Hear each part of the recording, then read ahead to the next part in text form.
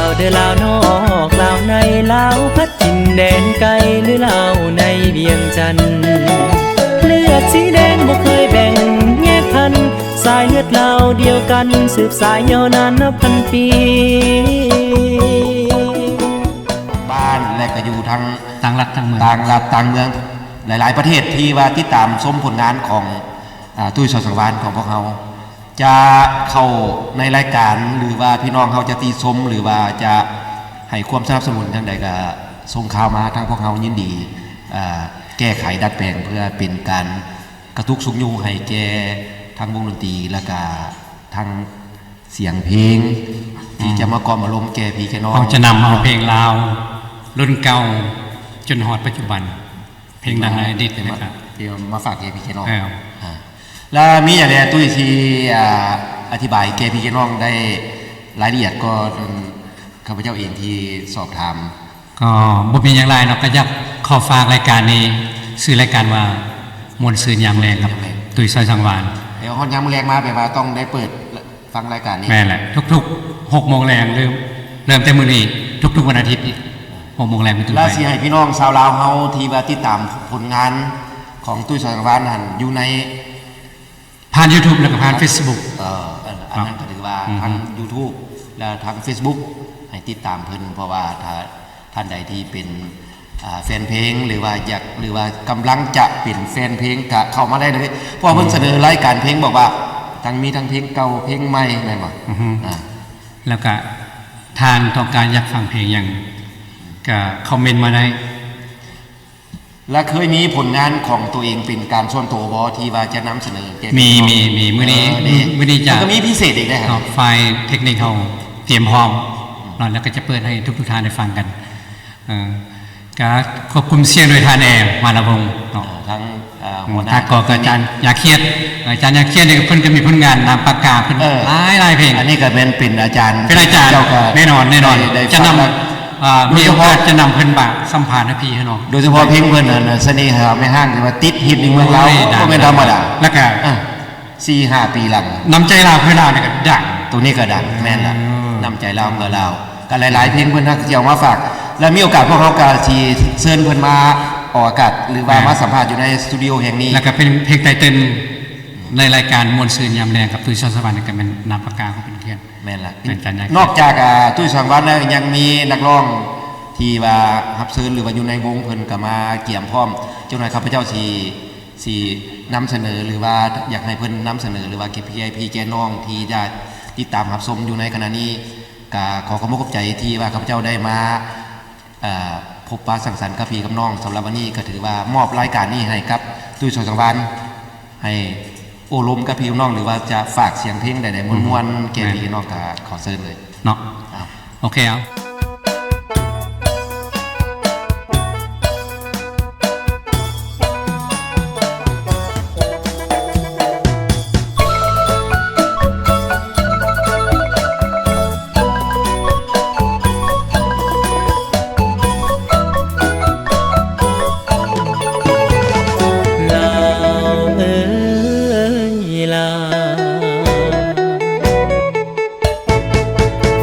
ข่อยกล่าวเด้อลาวนอกลาวในลาวพัดถิ่นแดนไกลหรือลาวในเวียงจันทน์เลือดสีแดงบ่เคยแบ่งแยกพันสายเลือดลาวเดียวกันสืบสายยาวนานนับพันปี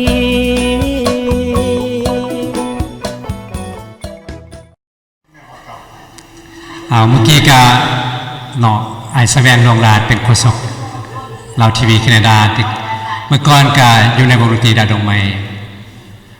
การมีหลายๆท่านสมาชิกในวงดนตรีดาดงไม้ของตุ้ยซอยสังวาลจะพยายามเสื่อๆเอาทุกคนมาออกรายการมาห้องเพลงให้ทุกท่านได้รับฟังกันก่อนจะลงกันในระยะต่อไปมาฟังเพลงธมิตรซะก่อนเนาะงามสมดังคำยกย่องผู้คุณทางทองบ้าครับสุดที่โสภาแสนสง่านาคนได้เห็นก็ลงมาอยากเป็นคู่ฮักกับคนดวงตา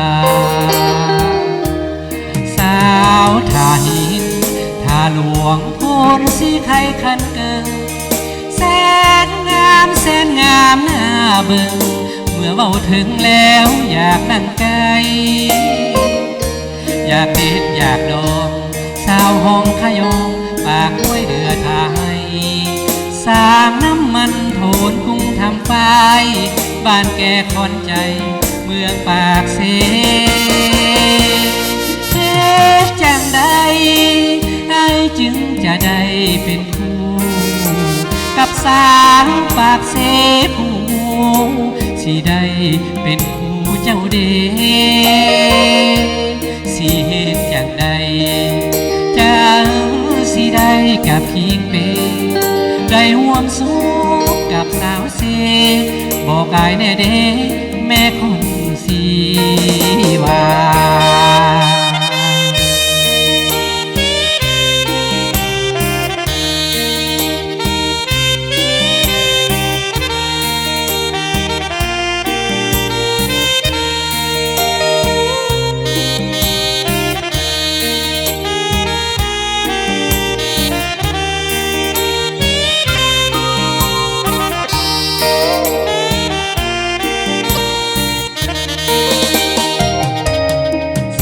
าวท่าหินท่าหลวงโพนสีไข่คันเกิงแสนงามแสนงามหน้าเบิ่งเมื่อเว้าถึงแล้วอยากนั่งไกลอยากเด็ดอยากดอง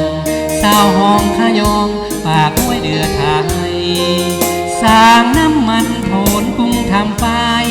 บ้านแก่คอนใจเมืองปากเสจังใดได้จึงจะได้เป็นคู่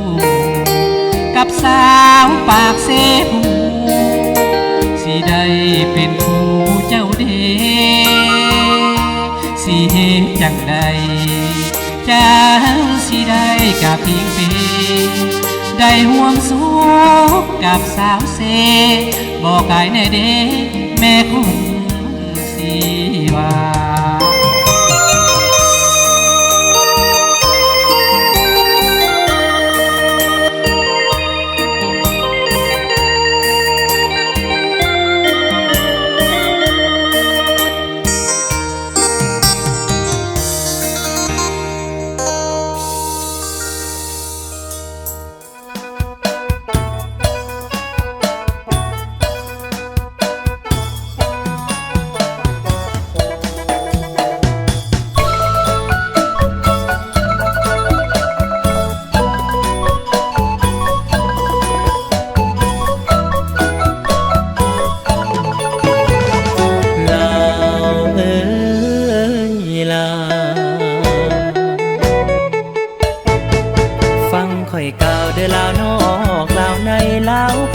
แดนไกลหรือเล่าในเวียงจันทร์เลือดสีแดงบ่เคยแบ่งแยกพันสายเลือดเราเดียวกันสืบสายยาวนานนับพันปี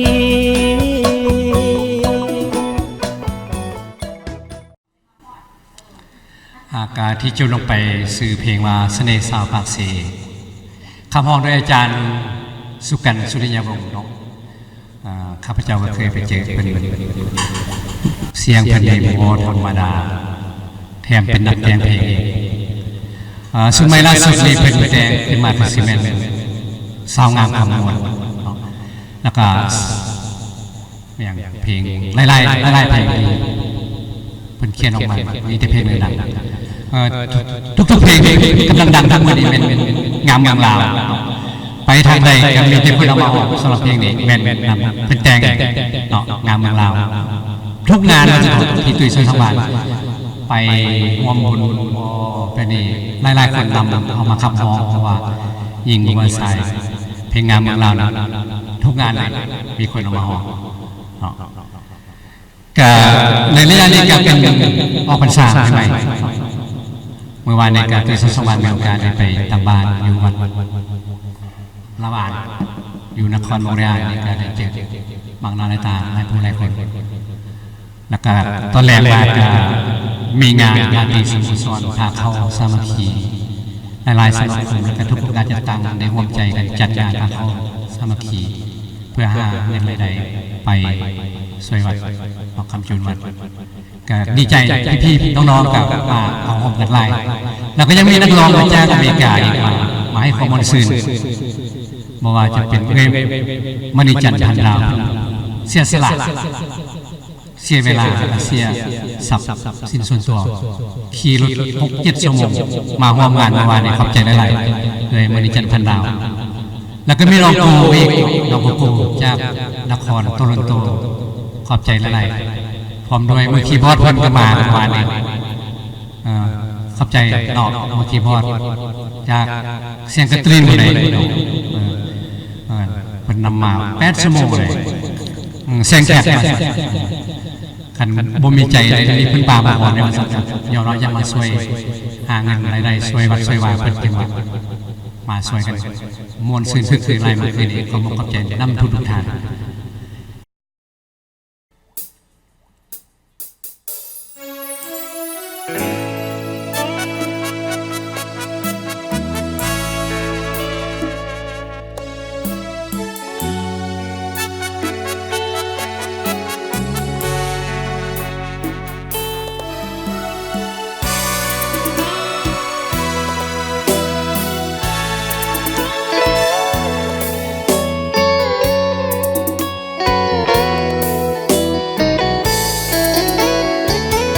หลายปีจากไงคือทอดบ่หายน้องสาวจูสังคือทอดสาวโคคำสาวพรใสน้ำเรือสาวหองไม่มอนอยู่บ้านพันใสไม่บ้านนาทงจองนาทองสาวงามแก้มบองยังสุขสมปองทุกคนบ่นาคือทอดแก้วตาจึงถามข่าวมาบ่เมนทาเลอยากขอมานั่งเย็นสาวสีเพงไม่ทองน้องลาใส่เดสาวบ้านมีสุขอย่าให้อายทุกซอกหาหน้าเบียงนัดกันเถื่อหน้าจะมาเยี่ยมยามแวะกินข้าวง่ายบ้านนาลิวอยู่สองเรียบฝั่งน้ำซ้ำเห็นสาวลงอาบน้ำใต้ฟ้าสีครามยามบ่ายจอนทรงลุยข้ามน้ำซ้ำน้องยังบิดน้ำใส่อายสาวถาดเมืองพัดท้องมาใส่อย่าลืมเด้ออายน้องสาวหัวพันก่อนจากน้องไปอื่นสั่งคนใจขอลาก่อนนะก็โดนนายจะกลับมานาสกางอย่าลืมคำมันสาวนาน้องบัวขับมองน้องขับส่งให้อายคืนนั้นถึงแม้หลายปีพ้นผ่านสำเนียงน้องนั้นอายยังบ่ลืม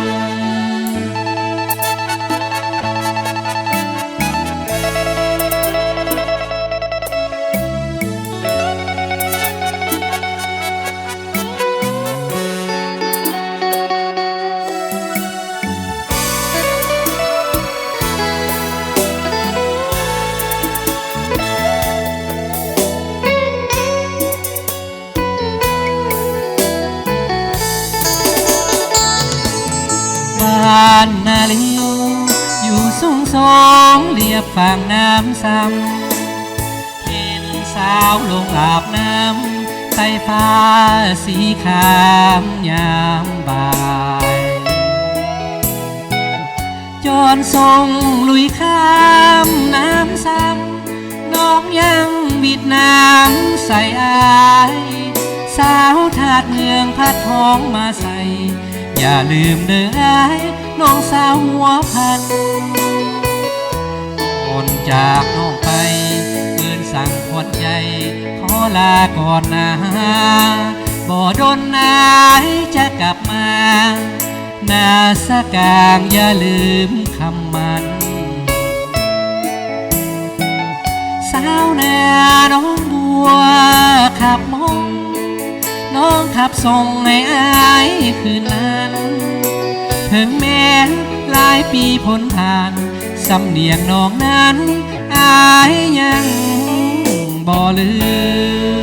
ม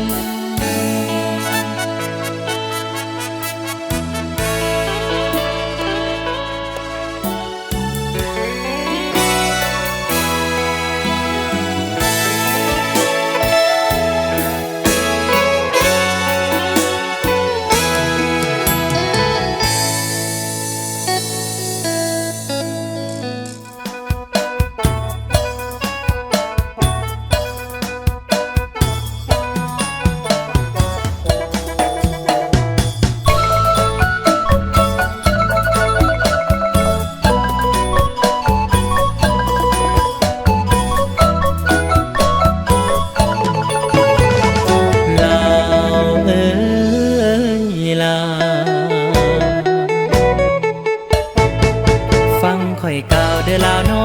กลาวในลาวพัดถิ่นแดนไกลหรือลาวในเวียงจันทน์เลือดสีแดงบ่เคยแบ่งแยกพันสายเลือดลาวเดียวกันสืบสายยาวนานนับพันปี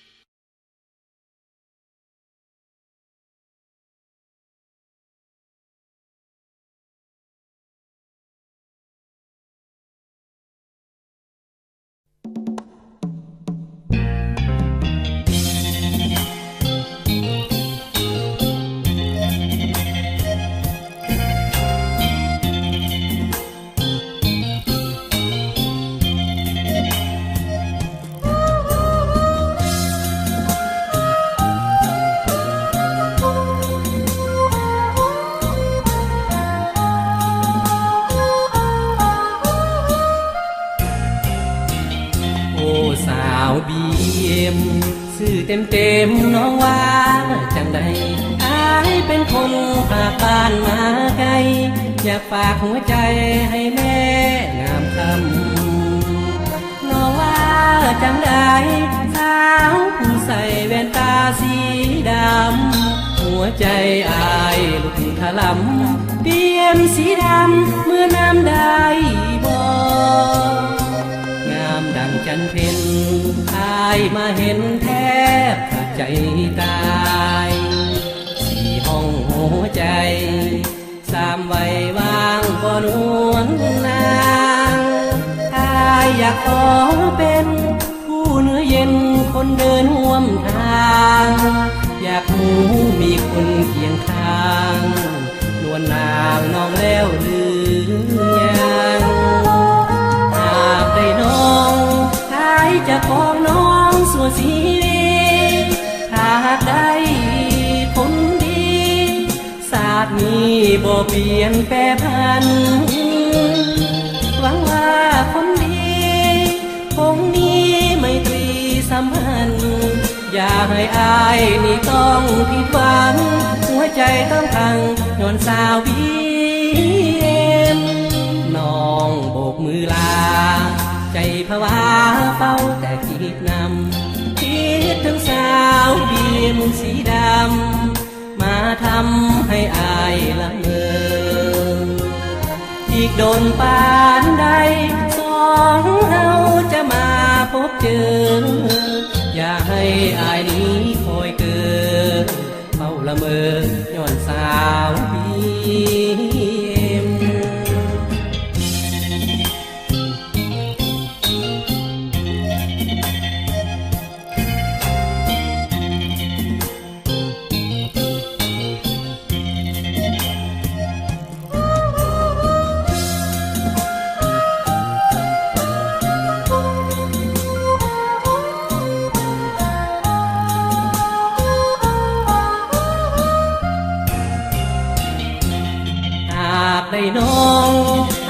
จะปองน้องสัวสี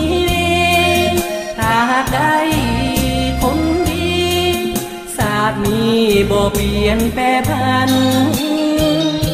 หวังว่าคนดีคงมีไมตรีสัมพันธ์อย่าให้อายนี่ต้องผิดหวังหัวใจต้องพังย้อนสาวพี่น้องโบกมือลาใจผวาเฝ้าแต่คิดนำคิดทั้งสาวบีมสีดำมาทำให้อายละเมออีกโดนปานใดสองเฮาจะมาพบเจออย่าให้อายนี้คอยเกินเฝ้าละเมอย้อนสาวบีม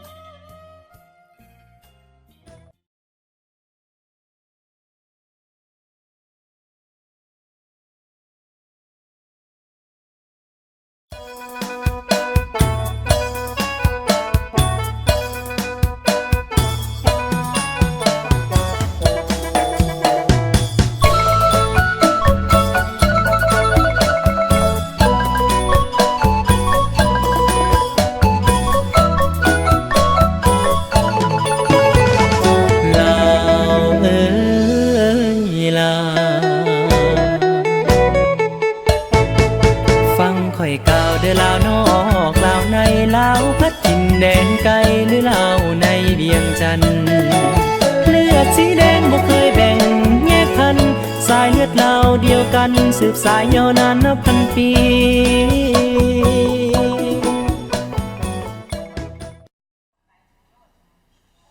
เป็นจะได้ท่านผู้ชมที่จบไปเป็นสื่อเพลงว่าฮักซาวบีมสันผลงานเพลงสุนีกาตุยซอยสังวานได้ไปอัดไปเฮ็ดแผนอยู่เมืองลาวเพิ่นแหละเนาะกับดนตรีโดยอาจารย์พลวงเพชรเนาะกลุ่มเสียงโดยอาจารย์สุริกันสุนิยาวงศ์ก็เฮ็ดมาหลายปีแล้ว10 กว่าปีแล้วโอ้เฮ็ดมากับบ่ดังแล้วพี่น้องๆเลยห้องเพลงก็ได้ซ้ำนั่นแหละบ่ดังบ่ยังคือหมู่คือครูไปก็บ่เป็นหยังดอกให้จะได้เฮามักดิเฮามักก็เลยผลงานเพลงสุนีกาแต่งหมู่คู่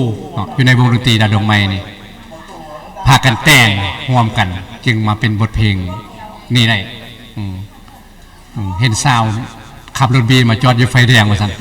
คืองามแท้ว่าซั่นก็เลยมีความคิดแต่งเพลงนี้ขึ้นมาเลยใช้ชื่อว่าเพลงฮักซาวบีมเอาเป็นจังได๋ก็ขอฝากขอฟังไว้นำท่านผู้ชมน้ำมูน้ำครูน้ำพี่น้ำน้องทางบ้านช่วยเชียร์ช่วยสนับสนุนรายการนี้รายการสื่อรายการมวลซืนยำแรงกับตุยซอยสังวานพร้อมโดยทีมงานโมครูที่หักแพงกันนี่แหละมาเตาโฮมกันคุมเสียงออกอากาศโดยจานแอร์มาละวงห้องสตูดิโอไฟแสงสีครบเนาะมื้อนี้อาจารย์เครียดลงทุนเป็นตากองมือกองทายถอดสดนาพีให้น้องให้มวยครูได้รับชมกันแล้วต่อไปตุยซอยสังวานกาสิเสือเชิญเอาอาจารย์นักแต่งเพลงนักฮ้องมีหลายคนอยู่ในโรงเรียนนี้เนาะรุ่นอาวุโสบอกว่าจะเป็นอาจารย์ปตรีจันทร์บออาจารย์ธมมะพิมซอนบอ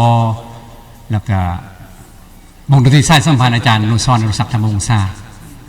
เนาะก็จะนำมีเวลาจะมีโอกาสจะเสือเชิญเพิ่นมาโอลมออกอากาศให้พี่ให้น้อง ได้ฟังกันเนาะฉะนั้นขอฟังรายการนี้ไว้นำพี่น้ำน้องน้ำมูน้ำครูทุกท่านเป็นอะไรกับติชมมาเนาะเสียให้ตัวเชิญสวรรค์กับทีมงานนี้ปรับปรุงแก้ไขในใดมีสิ่งใดที่ขาดตกบกพร่องก็แนะนำติชมมาเนาะตัวเชิญสวรรค์พร้อมโดยทีมงาน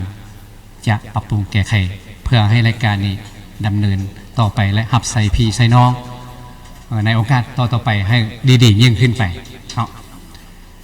แต่ก่อนจะมาลงกันอีกในระยะต่อไปมาฟังเพลงอีกเทนึงเนาะมาฟังเพลงอีกเพลงหนึ่งสักวันเรายังมาลงกันอีกต่อไปเนาะซื้อเพลงในวันเลือดแปลงเป็ดแทนใจว่าสันเพลงนี้ก็ดังตะกี้กับเคยห้องได้สิชื่อเนื้อได้เลยบอกแต่ว่าสิพยายามห้องสักวันเนาะเอาผิดพลาดได้ข้อโทษข้ออภัยนำทุกทางเนาะเลือดแปลงเป็ดแทงใจว่าสันฟังดูเลือดแปลงแทงใจว่าสัน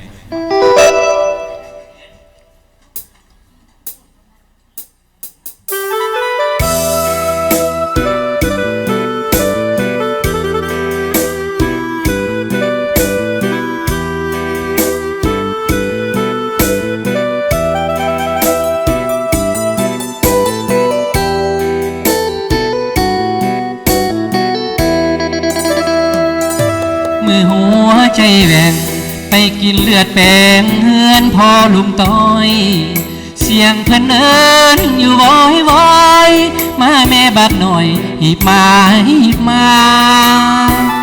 ส่งคือกลุ่มใจสิฝ่าวไปใส่อยู่บ่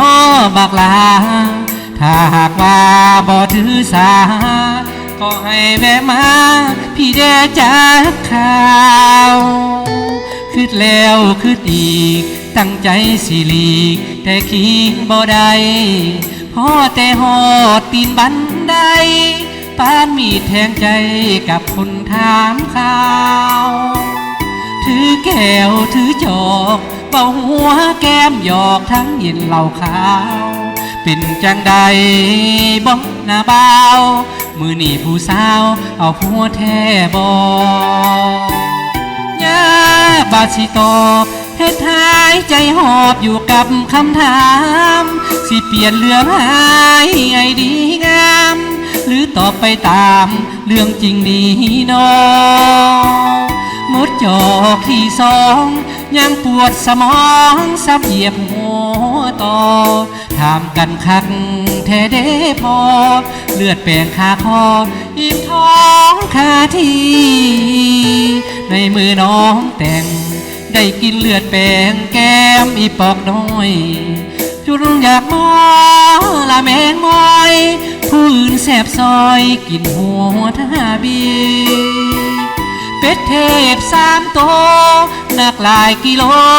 ทั้งตุ่มทั้งจีอายโลดกายเป็นจังสีอาหารดีๆกืนกะพอลง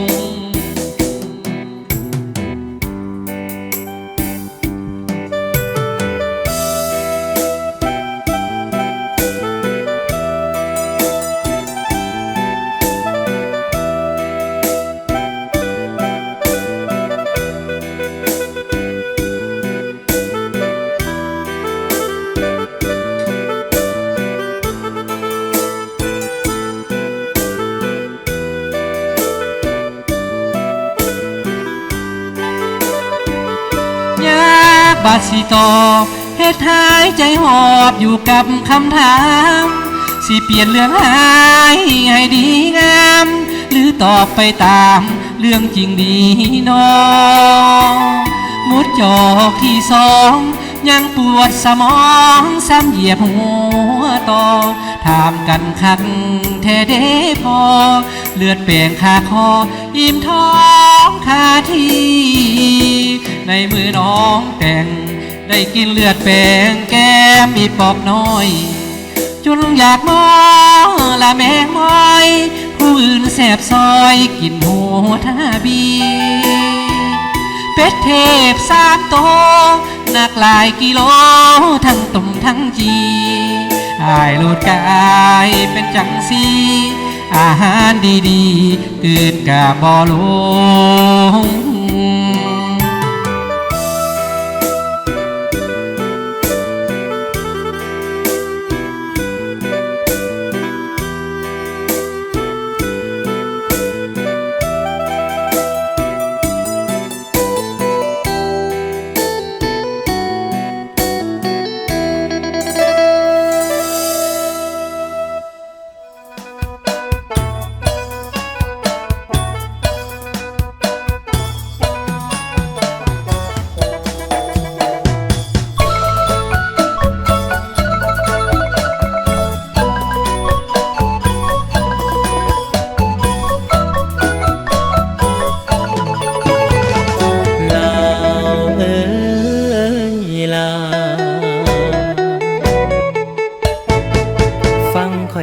ด้อลาวนอกลาวในลาวพัดถิ่นแดนไกลหรือลาวในเวียงจันทน์เลือดสีแดงบ่เคยแบ่งแยกพันสายเลือดลาวเดียวกันสืบสายยาวนานนับพันปี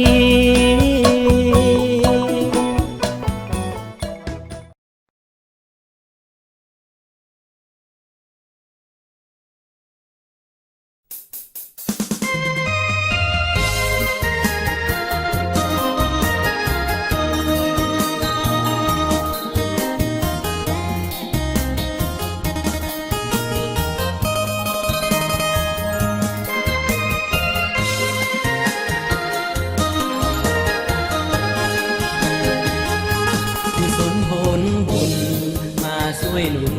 ให้พบหรือใดมาพบสาวบ้านไกลบ้านน้องอยู่สายสงามสง่าวาดทรงสวยเด่นมาพบเห็นนับว่าบุญตาน้องมาจากใดนาจึงงามโสภาหยาดฟ้ามาดินแค่พบสบตางามสิ้นหักงามลาวันไหวสร้างผลบุญปางใดน้องจึงงามใสในสายทวินน้องงามสง่าแก้มเหมือนว่านางองค์เดินดินหัวใจละลายหมดสิ้นลงรักยุพินเขาแล้วหรือใดมาพบสาวแก้มขาวนวลทองหัวใจของน้อง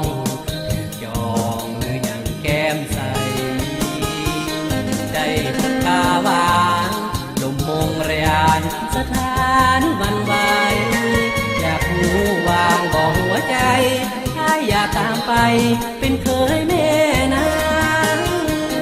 คุณนำสักตาให้พบแก้วตาโสภาคุณดีหากแม่นบุญอ้ายมีตลอดชาตินี้อ้ายคงสุขสันต์ขออยู่ขอตายร่วมสามวัยโปรดได้สงสารบอกพ่อแม่เด้อจอมขวัญหนุ่มมงเรียนหมายมันเป็นคือ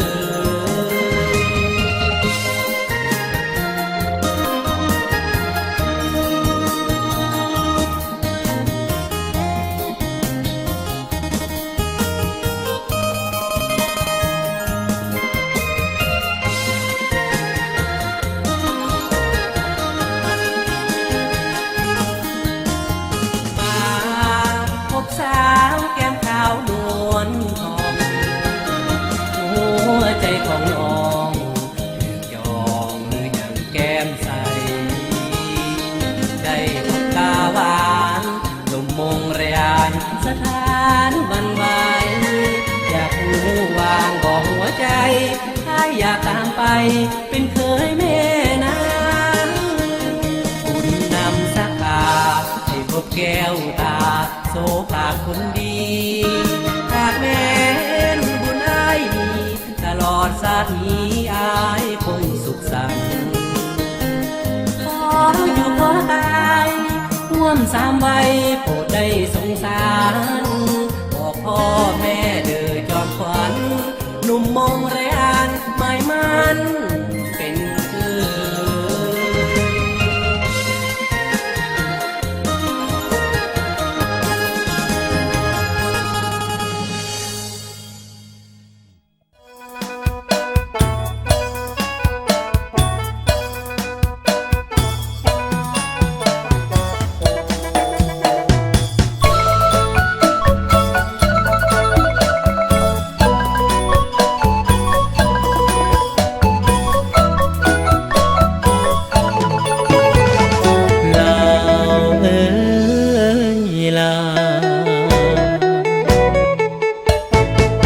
ฟังข่อยกล่าวเด้อลาวนอกลาวในลาวพัดถิ่นแดนไกลหรือลาวในเวียงจันทน์เลือดสีแดงบ่เคยแบ่งแยกพันสายเลือดลาวเดียวกันสืบสายยาวนานนับพันปี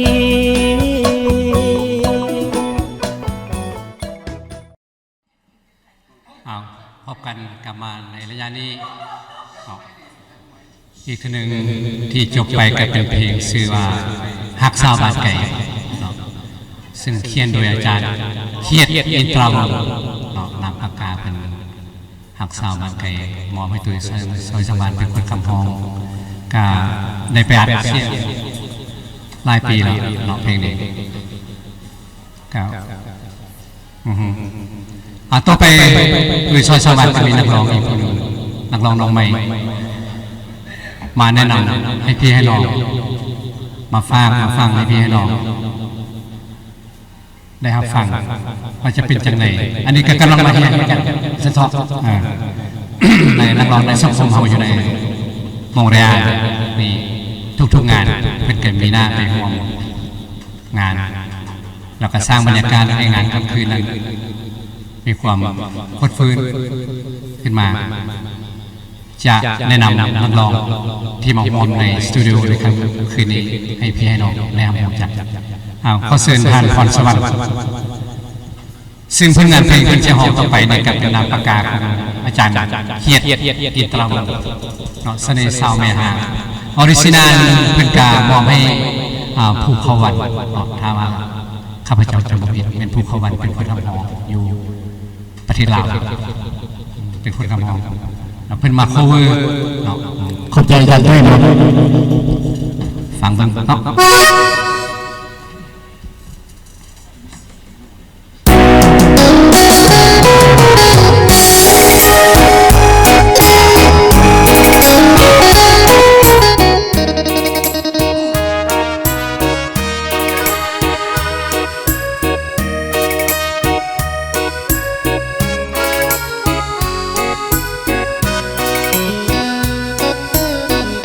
จะเหมือนมีแนวมาตันหักสาวคนงามสู่เก่าเพิ่นได้แต่จอบแน่สาวแก้มเป็นมันจะเที่ยวไปสื่นย้อนหักอีดีเสน่ห์แก้มแดงแทงใจมาเพียนหัวใจโอ้ยเป็นทีเคยผ่านมือซ้ายอ้ายกระบอกตีหนุ่มสูตรคนนี้ฮักแต่แม่ข้างหัวใจถลำตามนำจอบส่องหวังห่วมกินดองเคียงห้องท่วมสายอ้ายบอกเคยแค่ถึงเป็นแม่หางสิเอาใจล่างให้ห่างมนเทียนบ่ต้องระแวงแข็งใจน้องได้หักไทยใจขาดดินเป็นหนุ่มสาวตอมเนื้อหอมหินแต่ดวงได้สิ้นแท้กินแม่หาง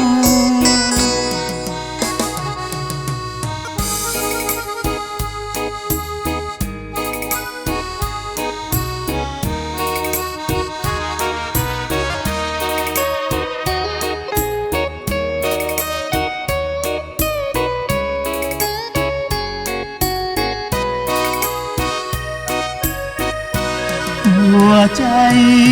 ถลำตามนำจอกส่องหวังห่วมกินดองเคียงสองห่วมสางอ้ายบอกเคยแค่ถึงเป็นแม่หางสิเอาใจล่างให้ห่างมนเทียนบ่ต้องระแวงแข็งใจลองได้หักไทยใจขาดดินเป็นหนุ่มสาวตอมเนื้อหอมหินแต่ดวงและสิ้นแท้กินแม่หาง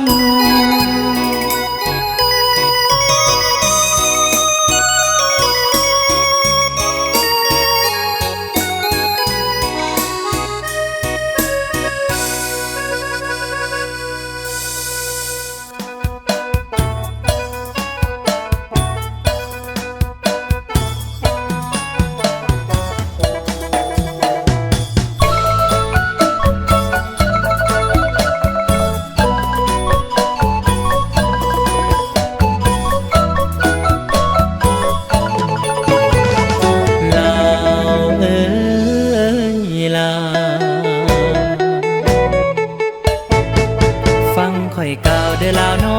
กลาวในลาวพัดถิ่นแดนไกลหรือลาวในเวียงจันทน์เลือดสีแดงบ่เคยแบ่งแยกพันสายเลือดลาวเดียวกันสืบสายยาวนานนับพันปี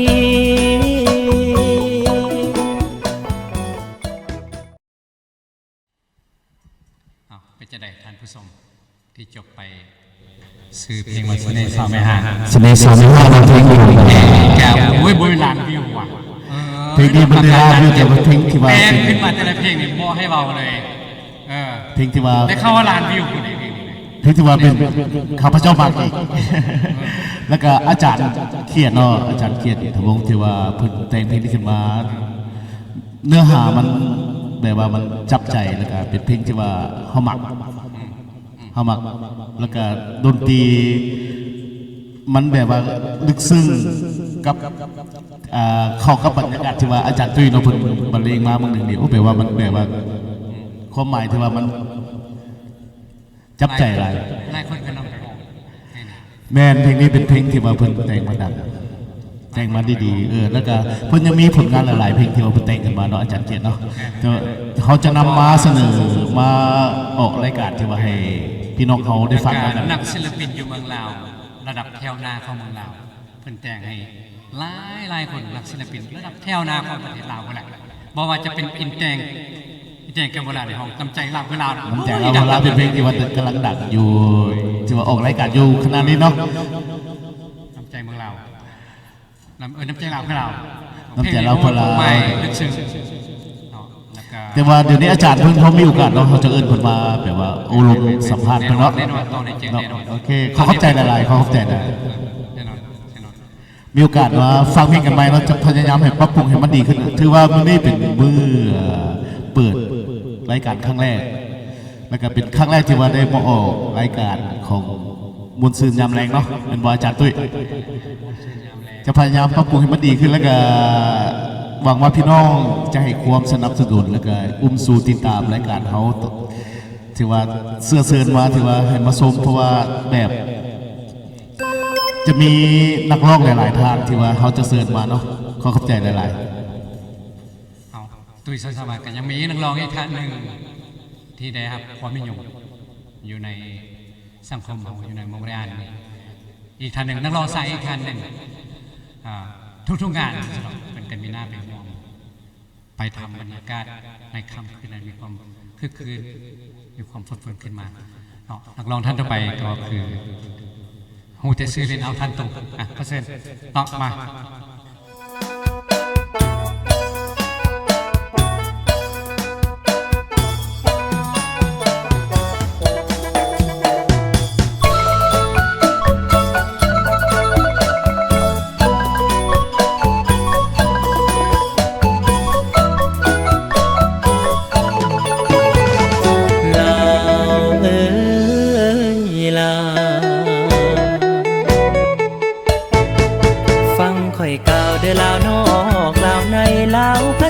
แดนไกลหรือลาวในเวียงจันทน์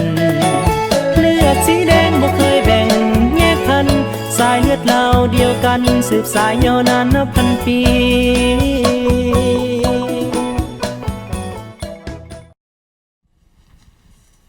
ดังที่ตุยสมาธิเกินไปบ้าง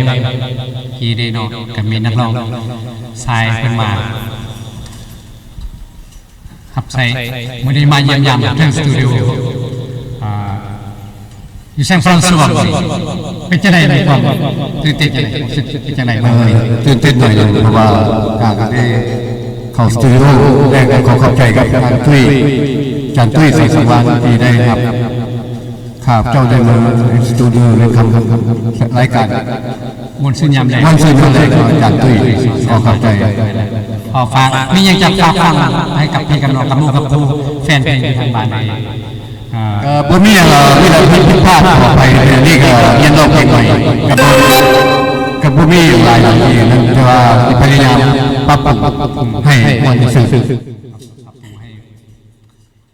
ให้มันดีๆขึ้นเลยล่ะผิดพลาดในรายการ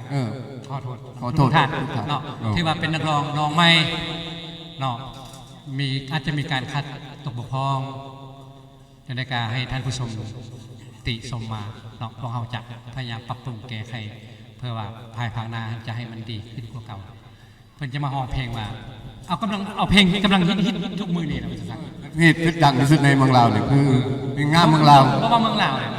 อยู่ในต่างประเทศทุกงาน คนกันเอาเพลงนำไปห้องซึ่งแมนอาจารย์สุริกันต์สุริยวงศ์เป็นคนแต่งข้าพเจ้าจำได้ว่าหลายปีเพลงนี้เป็นเพลงที่มาส่งเสริมการท่องเที่ยวเมืองลาวกับ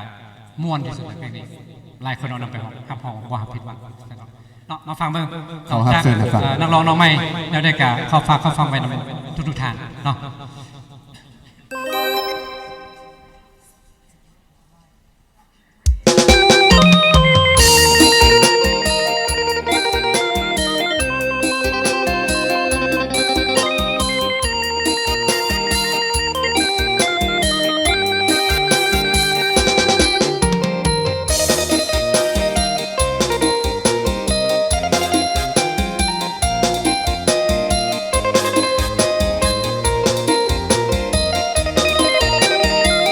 ไม่คอยกระจายสายลมพัดเป่า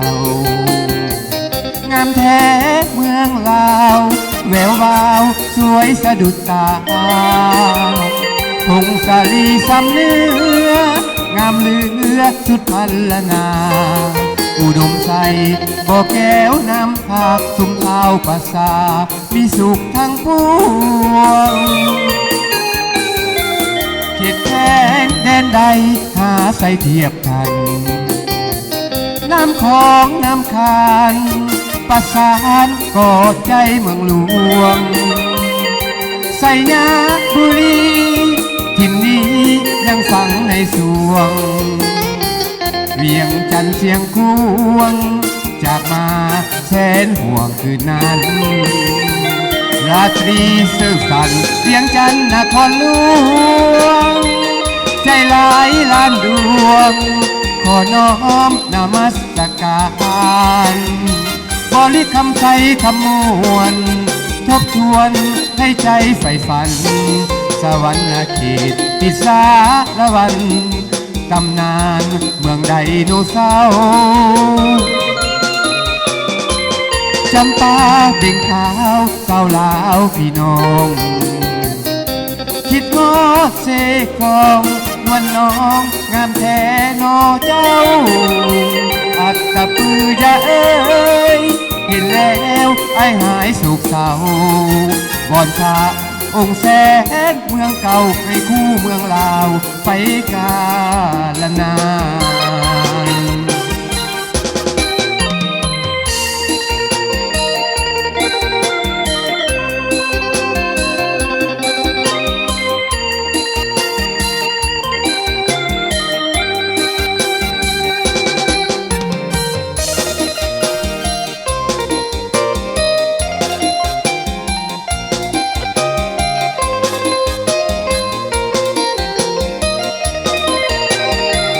ราตรีสื่อสันเวียงจันทร์นครหลวง ใจหลายล้านดวง ขอน้อมนมัสการบริคำใสคำมวลทบทวนให้ใจใฝ่ฝัน สวรรค์เขตทิสาละวันตำนานเมืองไดโนเสาร์จำปาเบ่งขาวสาวลาวพี่น้อง คิดฮอดเสกองนวลน้องงามแท้นอเจ้า อัตตปือยาเอ้ยเห็นแล้วไอ้หายสุขเศร้าวอนพระองค์แสนเมืองเก่าในคู่เมืองลาวไปกาลนาน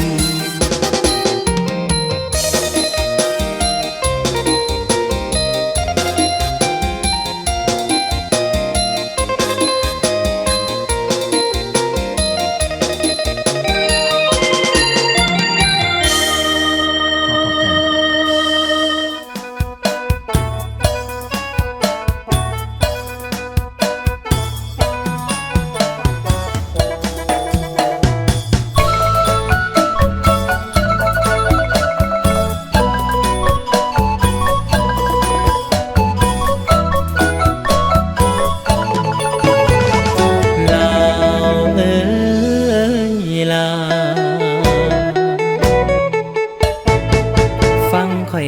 อลาวนอกลาวในลาวพัดถิ่นแดนไกลหรือลาวในเวียงจันทน์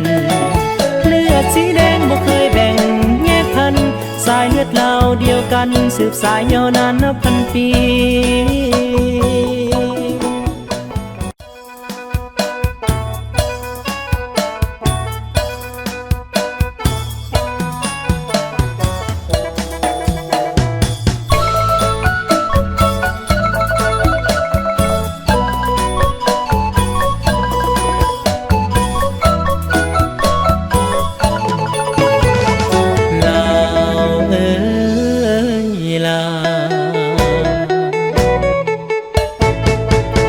ข่อยกล่าวเด้อลาวนอกลาวในลาวพัดถิ่นแดนไกลหรือลาวในเวียงจันทน์เลือดสีแดงบ่เคยแบ่งแยกพันสายเลือดลาวเดียวกันสืบสายยาวนานนับพันปี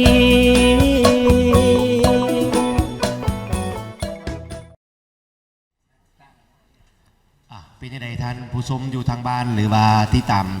รายการของเพลงยามแรงของพวกเขาเพราะดำเนินรายการโดยตุ้ยสอนสังวานหรือว่าหัวหน้าวงดนตรีดาวดวงใหม่ที่พี่น้องชาวลาวเฮาได้คุ้นเคยหรือว่าฮู้จักหน้าจักตากันโดยเฉพาะก็ไปทางเมืองลาวเพิ่นก็เคยไปเนาะไปให้ความม่วนซื่นหรือว่าเฮฮาในโมเมนต์2 ปีหลังนี้เนาะที่ไปนั่นแหละเปิดรายการหรือว่าไปที่ข้าพเจ้าก็ได้ติดตามมาเพิ่งก็ถือว่าเป็นการตอบรับได้ดีเนาะจะโดยเฉพาะก็อยากถามตุ้ยอีกปัญหาหนึ่งที่ว่าเป็นใดได้มาลองอยู่ในสตูดิโอแห่งนี้สำหรับมื้อนี้เปิดรายการก็ปรึกษาหมู่ครูได้อบรมผู้หลักผู้ใหญ่แล้วก็หมู่ครูที่ว่ามีฝีมือทางด้านนี้บ่ว่าจะเป็นการเทคนิคการแต่งเพลงแล้วก็มีหน้ามีตาครับใส่สังคมในโรงเรียนนี้ถือว่าภาคภูมิใจภาคภูมิใจจึงมาอบรมกันเฮ็ดรายการนี้ขึ้นมาเพื่อความมนต์ซื่นแก่พี่น้องแก่หมู่แก่ครูทางไกลและไกลถือว่ายามแรงมาหลังจากมื้อวันแล้วเวียนแล้วงานมาเป็น4-5 มื้อแล้วเนาะก็วันที่ทุกคนก็เตรียมเอาที่เบียมา5-6 มื้อเรียกไปงานแล้วก็มาฮอดเงินเราซานก็มาฟังเพลงยามแรงของตุ้ยสว่างวานเพราะว่าจัดรายการนี้เพิ่นก็สิจัดออกไปตลอดเลยสำหรับวันศุกร์แม่นตัวทุกวันอาทิตย์ทุกวันอาทิตย์ตอนแรงหรือว่าอยากจะฟังเพลงใดก็โทรมาติดตามมาว่าเขียนมาคอมเมนต์ทางFacebook หรือ YouTube มาว่าจะให้ห้องเพลงยังให้ฟังเพลงเก่าบ่ว่าเพลงเก่าเพลงใหม่ถ้าเฮาหรือว่าจะตีส้มมาแนวตีส้มมาไปได้ก็ยินดีครับฟังการทุกท่านเป็นขอฝากไว้น้ำพี่น้ำน้องเป็นความอ่อนใจหรือว่าเป็นกำลังใจให้แก่ศิลปินของชาวลาวเฮาที่อยู่ต่างแดนเนาะที่ว่าได้มามีสร้างสรรค์บรรเลงความม่วนซื่นลื่นเริงแก่พี่แก่น้องแก่ท่านผู้ชมอยู่ทางบ้านและก็อยู่ทั้งหลายๆประเทศที่รับชมอยู่ในขณะนี้คือว่าขอเป็นช่วยเสียหรือว่าให้กำลังใจแก่พวกเฮาทั้งวงดนตรี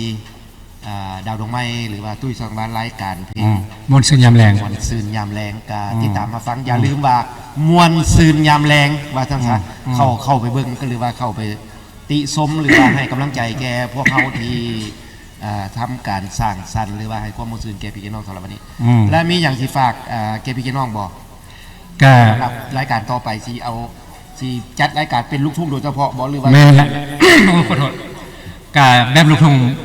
ลาวนี่แหละเนาะรายการนี้จะนำแต่เพลงลาวทั้งเก่าในอดีตจนถึงปัจจุบันจะนำบ่ว่าสิเพลง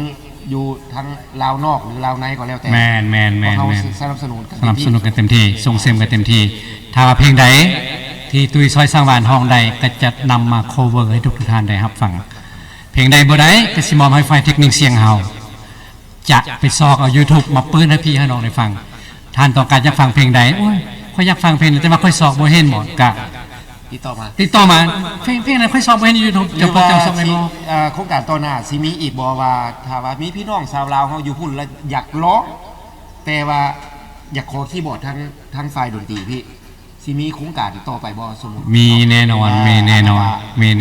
พี่น้องทางบ้านเฮาลังเทื่อกันเดี๋ยวนี้ก็ถือว่าเป็นการเพลงเป็นเสียงเพลงที่ให้กำลังใจแก่ทุกท่านอยู่ในปัจจุบันนี้เนาะลังเทื่อ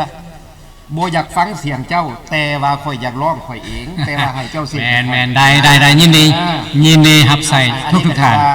เนาะ ก็เป็นมิตรหมายที่ดีสำหรับพี่น้องที่อยู่ทางบ้านที่อยู่ทาง อืม เมืองลาวพุ่งกับแมน แมน อยู่ประเทศใดก็แล้ว จำหน้าจ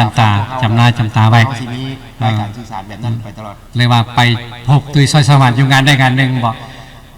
เห็นตุยซอยสวรรค์ไปเซฟบอกขึ้นมาห้องก็ได้ ยินดี ยินดีเซฟให้ ข้าพเจ้า ยินดีเซฟ ได้ ให้ ติดตามเพื่อนก็ถือว่าเพื่อน ยิน เป็ ดี นสีมื ยิ อน ดี อีหลีเรื่องประเภทเรื่องลูกทุ่งบรรณาของพวกเขา อืม พวกหมอซื้อเรื่องหรือว่าหมอเพศหมอลำที่ก็ถือว่า นักร้องนักลำเห็นท่านตุ้ยจังหวัดหรือว่าหัวหน้าวงดนตรีดาวดอกไม้ไปเสียอยู่เมื่อไหร่พวกควักข้างแล้วว่าอุ้ยข่อยอยากร้องเพลงนั้นไปว่า เพื่อนนี่ตอบสนองให้แก่พี่แก่น้องได้ตามสบายอันนี้ข้าพเจ้าก็ ครับ สมเสยหรือว่าก ระบอกเก่งนอกกา ที่ ลินพิพาทกับขอโทษขออภัยนำอาจารย์มือคีย์บอร์ดทุกท่านที่กำลังรับฟังรับชมอยู่ในขณะนี้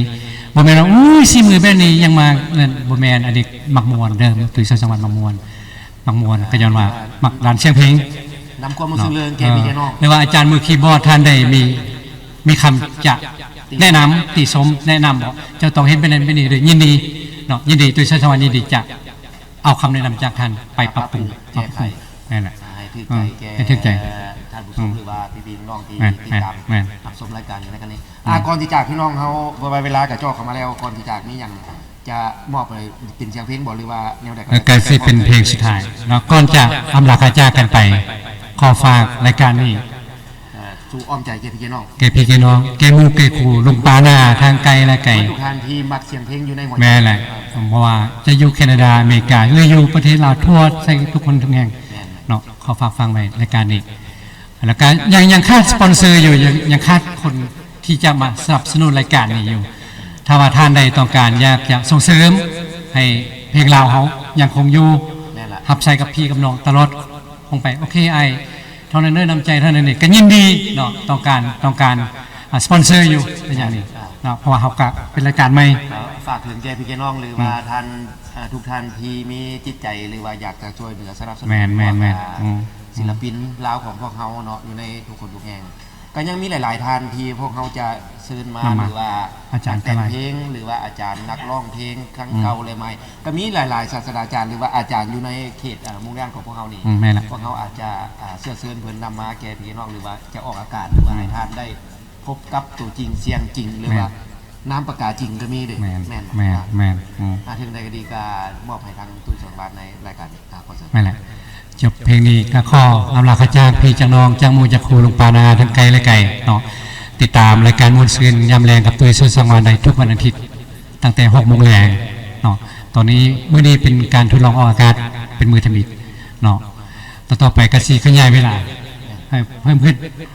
ถ้าว่าได้ครับคนจากพี่จังน้องเนาะก็สิเอาเวลายาวขึ้นไปอีกจบเพลงนี้ลงไปโดยส่วนสังวานพร้อมโดยทีมงานและหมู่ครูทุกๆคนต้องอำลาข้าจ้างพี่จังน้องไปพบกันใหม่ในวันอาทิตย์หน้า สบายดี เนาะสุขสบายดีทุกท่าน ขอบใจ สบายดี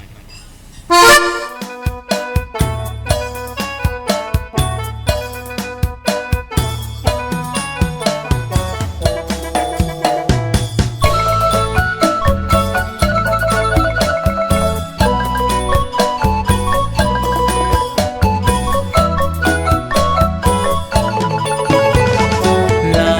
วเอ้ยลาวฟังข่อยกล่าวเด้อลาวนอกลาวในลาวพัดถิ่นแดนไกลหรือลาวในเวียงจันทน์เลือดสีแดงบ่เคยแบ่งแยกพันสายเลือดลาวเดียวกันสืบสายยาวนานนับพันปี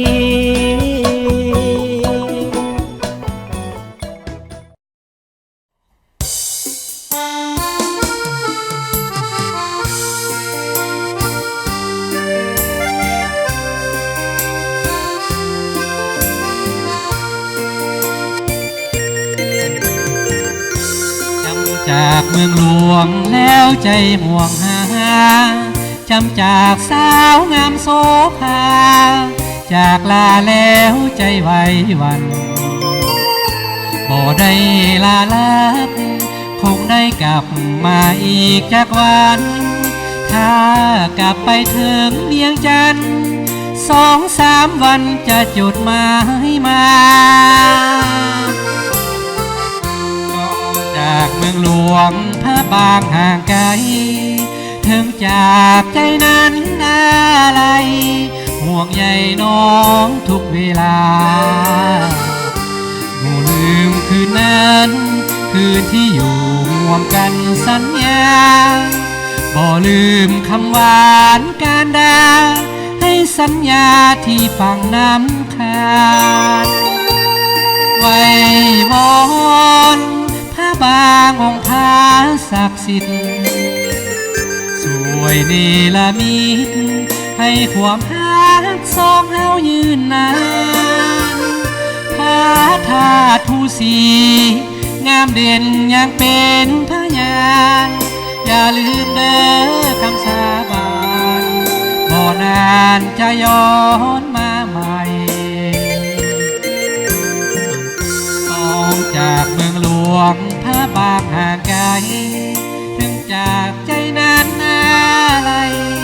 ห่วงใยน้องทุกเวลาหลังคือที่อยู่ร่วมกันสัญญาด้วยความรักจากอ้ายขอฟังใจอยู่หลวงพระบาง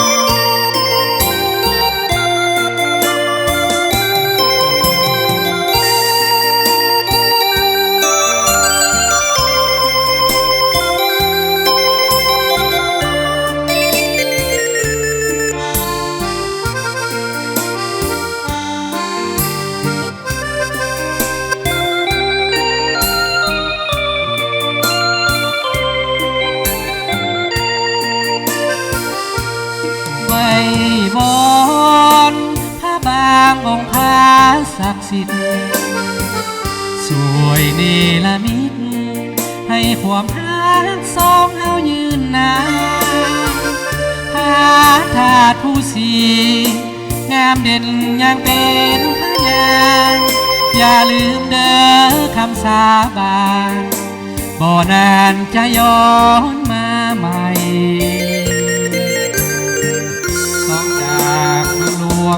พระบางห่างลาถึงจากสาวงามโสภาจะมาหาน้องให้ได้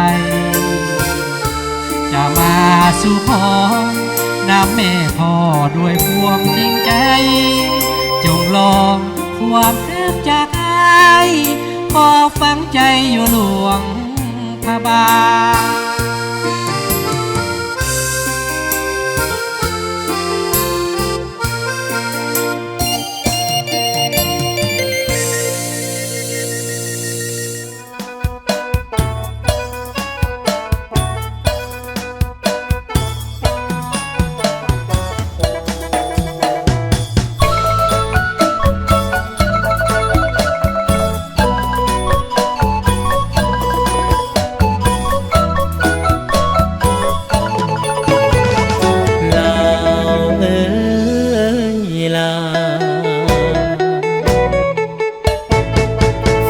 ข่อยกล่าวเด้อลาวนอกลาวในลาวพัดถิ่นแดนไกลหรือลาวในเวียงจันทน์เลือดสีแดงบ่เคยแบ่งแยกพันสายเลือดลาวเดียวกันสืบสายยาวนานนับพันปี